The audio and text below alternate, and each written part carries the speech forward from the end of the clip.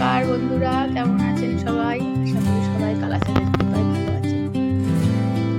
আজকে আমার কালাচাঁদের পিছনের জায়গাটা দেখে বুঝতে পারছেন আমার কালাচাঁদের দিন যেই সিংহাসনে বসেছিল আজ আর সেখানে বসে নেই।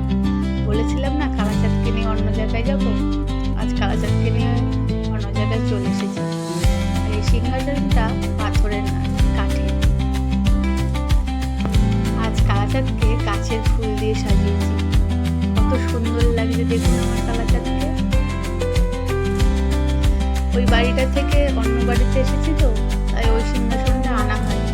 মানে আলাদা ঠাকুর ঘর নেই, তাই জন্য ওই সিংহাসনটা ওখানে রেখে এসেছি। আর এখানে ছোট একটা সিংহাসন এনেছি কাঠের। কালাচাঁদের হয়তো বসতে কষ্ট হচ্ছে, ওই চাপাচুপি করেই আর কি কালাচাঁদকে বসিয়েছি। আপনারা কমেন্টে জানাবেন সিংহাসনটা কেমন দেখতে হয়েছে ফুল দিয়ে সাজিয়ে।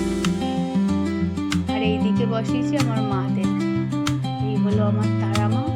তারামার ছোট ফটোটা রেখে দিয়েছি, আর বড় তারামার ফটোটা এখন পুজো করছি।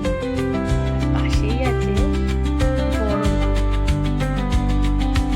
তার পাশে আছে আমার মা মনসা। লালে লাল পরি হয়ে উঠেছে আমার মায়ের, কত সুন্দর লাগছে দেখুন।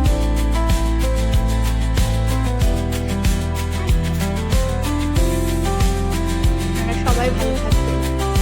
এবার থেকে কালাচাঁদকে কীরকম এই বাড়িতে সাজাচ্ছি আপনাদের ভিডিওতে দেখাবো, আপনারা আমার পাশে থাকবেন। সবাই ভালো থাকবেন, আবার দেখা হবে পরের ভিডিওতে। জয় শ্রীকৃষ্ণ, জয় জগন্নাথ।